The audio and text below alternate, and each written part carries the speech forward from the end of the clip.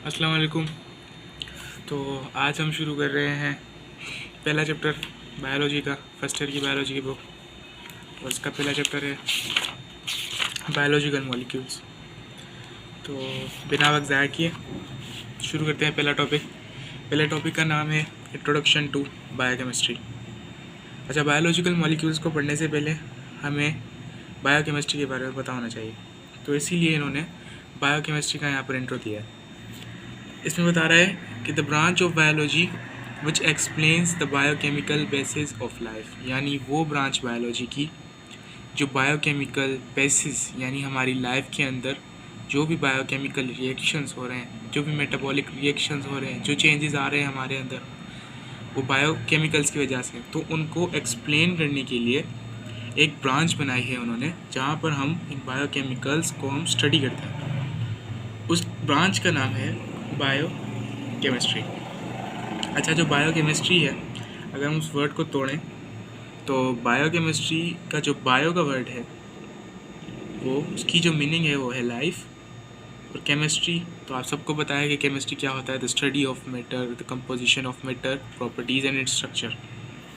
Okay, so moving on, it is one of the most important branch of biology due to some. अब ये कुछ most important branch है biology की कुछ वजह से, अब वो वजहात हम पढ़ें।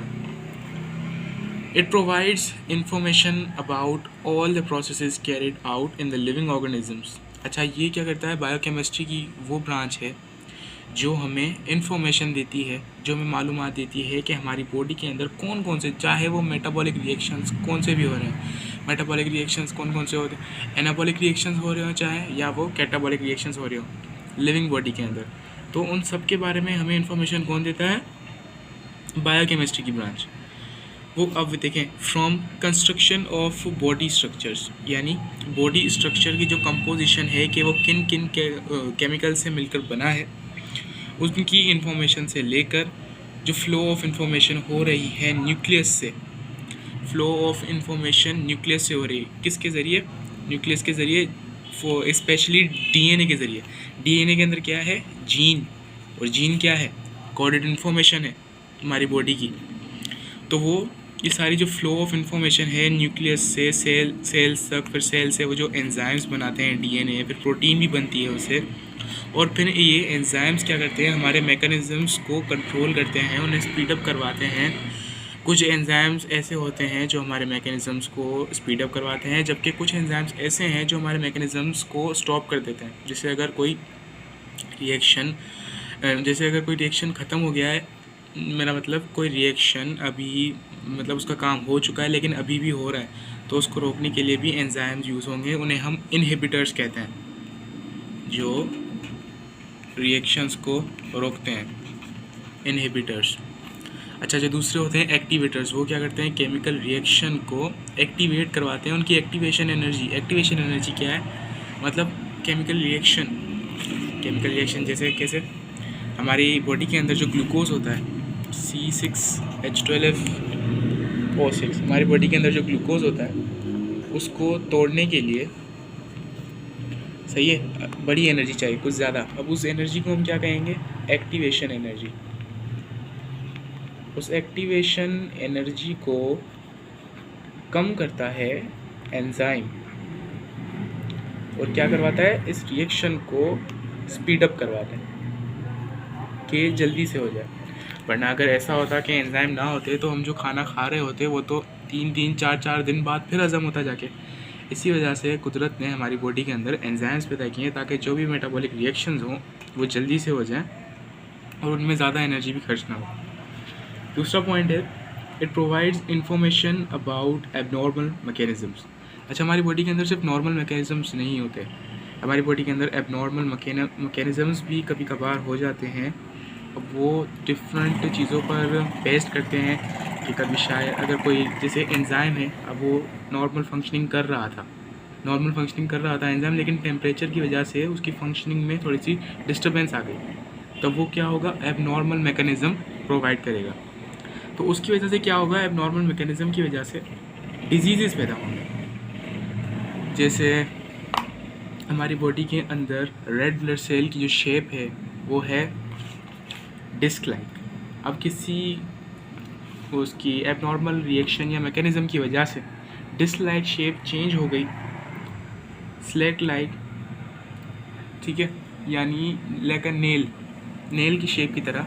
अब वो क्या करेगी, अब इसे सही तरह से ऑक्सीजन को कैरी नहीं कर पाएगी इसके मुकाबले में जो उसकी रियल शेप होती है। तो ये प्रॉब्लम पैदा हो गई ना, एबनॉर्मल रिएक्शन हो गया ये, तो उसकी वजह से हमारे बॉडी के अंदर डिजीज़ होते हैं। अब इसकी वजह से जब भी कोई मसला आता है तब हम उसके हल की तरफ जाते हैं, तब हम उसको ऑब्जर्व करते हैं ताकि हम उसको हल कर सकें। तो इसीलिए जब ये एबनॉर्मल मैकेनिज़म्स डिजीज़ पैदा करते हैं तो हमारे लिए दरवाज़े खुल जाते हैं, हम दरवाज़े खोल देते हैं डेवलपमेंट ऑफ मेडिसिन्स की।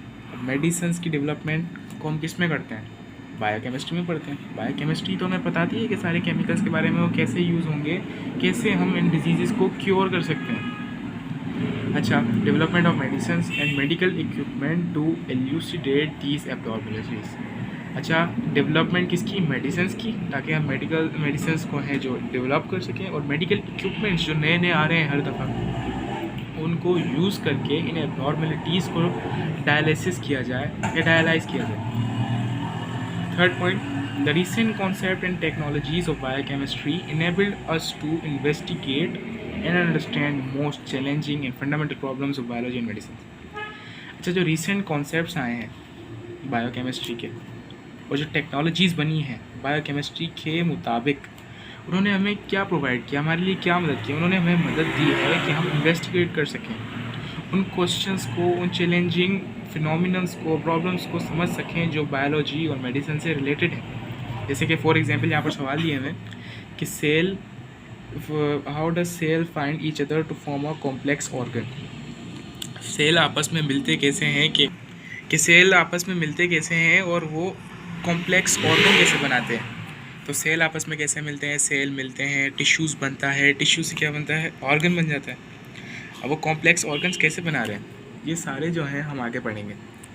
How does the growth of cells control, अब सेल्स की जो ग्रोथ है वो कैसे कंट्रोल हो रही है। अब वो सब ये कौन, केमिकल्स ही तो कंट्रोल करवा रहे हैं हमारी बॉडी के अंदर, जो केमिकल्स हैं, हार्मोन्स हैं, वो सारी इनकी ग्रोथ ऑफ सेल्स कंट्रोल करवा रहे हैं। What are the causes of cancer, cancer के क्या कॉज हैं, कैंसर के कॉज एबनॉर्मल मैकेनिज़म्स या बाहर से कोई पैथोजन की वजह से कुछ भी हो सकता है। What is the mechanism of memory, memory का क्या मैकेनिज़्म है, मेमोरी का क्या मैकेनिज़्म है। मेमोरी की ये मैकेनिज़्म है कि ये जैसे मेमोरी हमारी अंदर जो मेमोरी स्टोर हो रही है उसकी क्या मैकेनिज़म्स है, कौन कौन से केमिकल्स इन्वॉल्व हो रहे हैं, कैसे सारा केमिकल रिएक्शन हो रहा है हमारी बॉडी के अंदर। Biochemistry is only branch of science which answer these questions properly. अब बायोकेमिस्ट्री क्या है, वो ब्रांच है साइंस की जो इन क्वेश्चंस का सही से जवाब देती है। As we know that organisms are made up of tissues, जैसा कि हमें पता है कि ऑर्गेनिज्म किसके बने हुए हैं, टिश्यूज़ के बने हुए हैं, सेल्स के बने हुए हैं। जबकि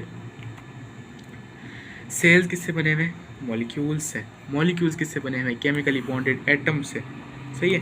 ऐसे हम अगर चेन बना लें तो ये कह रहा है कि क्या कहते हैं, ऑर्गेनिज्म जो होता है वो किससे बना हुआ है, टिश्यू से। टिश्यू किससे बना हुआ है, सेल से।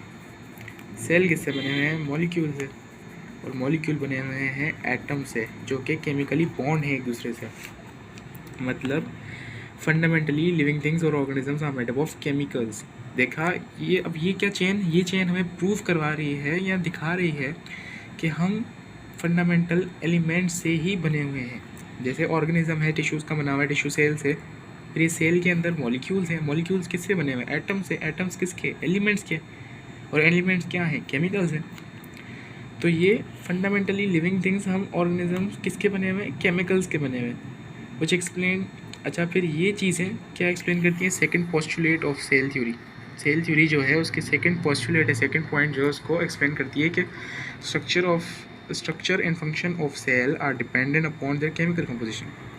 अच्छा, जो स्ट्रक्चर होगा और फंक्शन होगा सेल का ना, वो किस पे डिपेंड करता है, केमिकल कंपोजिशन पे। सेल की केमिकल कंपोजिशन पे उसका स्ट्रक्चर और उसका फंक्शन। जैसे अगर कोई सेल की मेटाबॉलिक एक्टिविटी ज़्यादा है, सही है, उसका फंक्शन ज़्यादा हो रहा है, तो उसके अंदर एनर्जी ज़्यादा यूटिलाइज होगी। अगर कोई सेल है, उसका काम स्ट्रक्चरल वाला है, स्ट्रक्चरल काम है, तो वो स्ट्रक्चरल में ज़्यादा इन्वॉल्व होगा। सही है।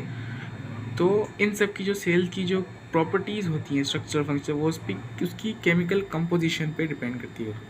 इसीलिए इन केमिकल कंपोजिशन ऑफ सेल को स्टडी करने के लिए और इन रिएक्शंस को जो हमारी बॉडी के अंदर सेल्स के अंदर हो रहे हैं, इनको समझने के लिए हमें पहले क्या करना होगा, different structures and metabolisms of an organism को समझना पड़ेगा।